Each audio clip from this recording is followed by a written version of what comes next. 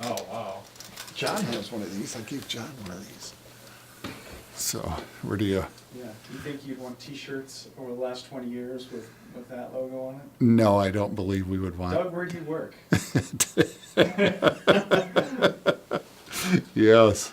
We had this one on our first vehicle, actually. We had a green Windstar, Ford Windstar van. And the salesperson that we had at the time would drive it. And then if I went out and used it for an install, I'd stick this on the side when I went to a customer. Initially, the name was called TATS, Toledo Area Telecommunication Services. Obviously, that's a terrible name. That name came up out of a necessity to name a company. Simply that. I'll have to give credit to Dave Huey and Alan Block on that one. Well, I think TATS, obviously, I think when we were first starting out, we wanted to make sure that Toledo understood that this was where you wanted to go if you were looking for a local company that could do it. TATS versus Buckeye Telesystem is not quite as confident or whatever. It doesn't sound like. What's more important is a recognition that there needed to be a synergy between Buckeye Cablevision at the time and TATS. And that came out of the process of transforming the name to Buckeye Cable System and TATS being translated to Buckeye Telesystem and operating under the Buckeye brand. The best decision I made for Telesystem was getting rid of TATS and putting my foot down that had to go, because you can't be successful as TATS. In the early 90s, cable companies were being asked to partner with new startup telecom companies that were going to offer point-to-point and long-distance access only. Switched telephone wasn't allowed, but point-to-point and long-distance access were allowed, I think, at least since the 80s, based on a court decision.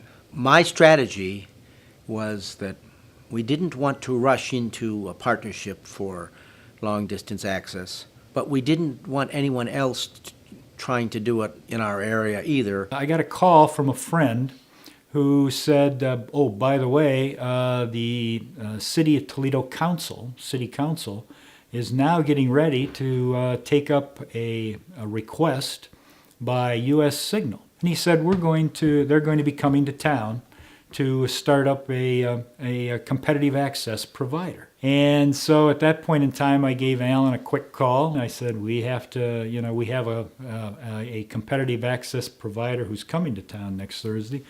What do you want to do? August of '94, I got a call one afternoon from Dave Huey, who said there's a company called U.S. Signal has called us and said that they're going to announce they're building a competitive access service in Toledo on Thursday. This was Tuesday. They were coming in Thursday. So I said we should try to stop this. I went down the hall, talked to my cousin, and said, that Buckeye needs to announce that they're launching a competitive access service. We went and made the announcement, so we were first to accomplish that in town here, and we said we were going into the competitive access provision business, and we were going to be providing that across the area. We announced on Wednesday that we were going to do a long-distance access service, and I was hoping that would just stop U.S. Signal's announcement, or they'd see it as they came to town, and it would end U.S. Signal. I said I want someone who represents the convergence of video and voice and data, understands computing and computers very well. The headhunter said, that person doesn't exist, and if he does, he doesn't work for you. But then some weeks later he called and said, we have this interesting guy from Ameritech. At the time, I was very engaged in the cable aspects of the business. I was approached by a headhunter who said they were looking for someone in Toledo that had both cable and telephone experience, which is kind of where I landed. At the time, the vice president of engineering on the cable side was retiring, and they were looking to fill a position there and also start the competitive local exchange carrier. I was offered a position here as a dual role.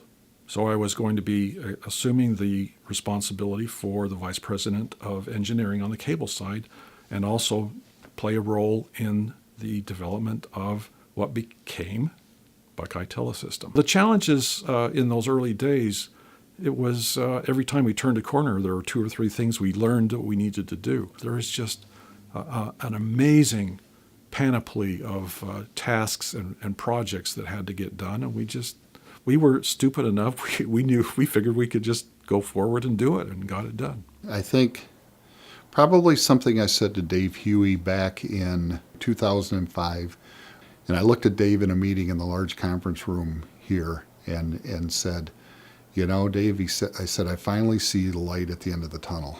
I said, but come to find out it's a freight train coming full speed ahead of us. And that's what it's like every day here. But it's exciting. I like that. It's very challenging.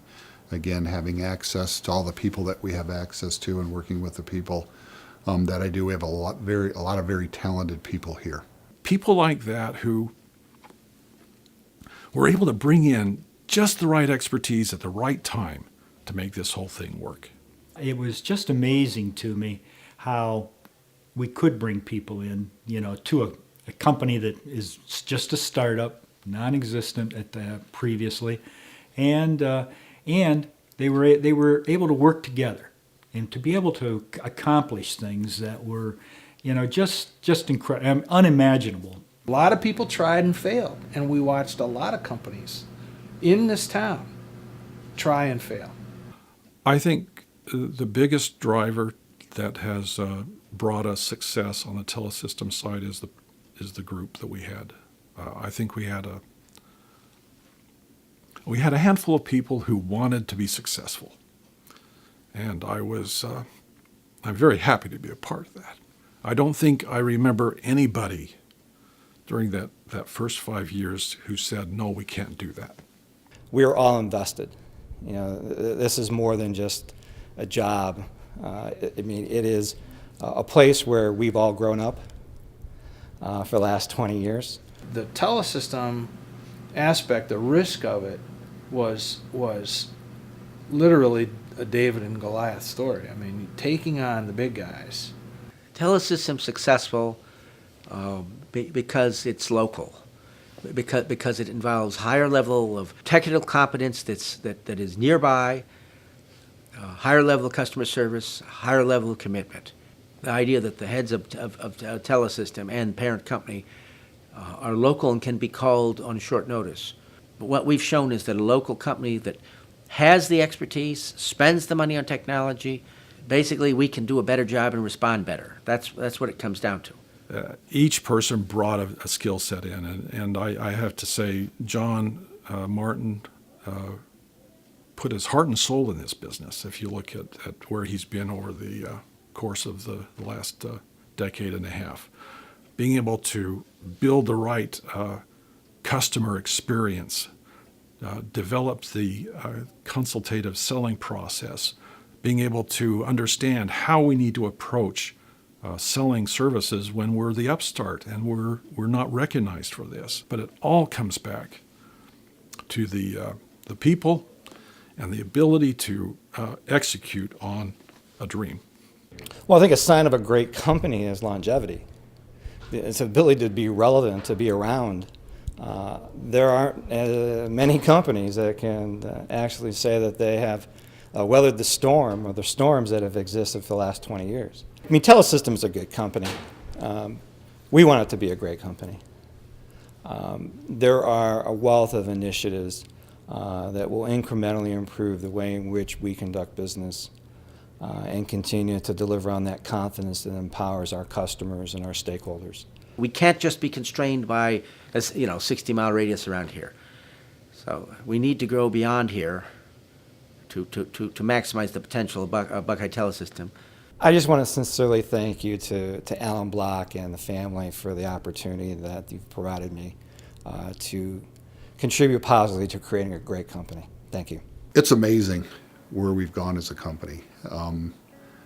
We would have never done it without people like Joe, John Martin, and Alan. Alan's vision to put this together. We couldn't have done that without them. I'm very proud to work for Telesystem. It's the best thing I ever did was to move down here and go to work for Telesystem. Telesystem cares about their customers. They're invested in the community, and it's proud to walk around here and see what we build. And all the people, I believe today, the employees feel the same way. Very proud of the company, and take the same pride as we did when we first started building this company.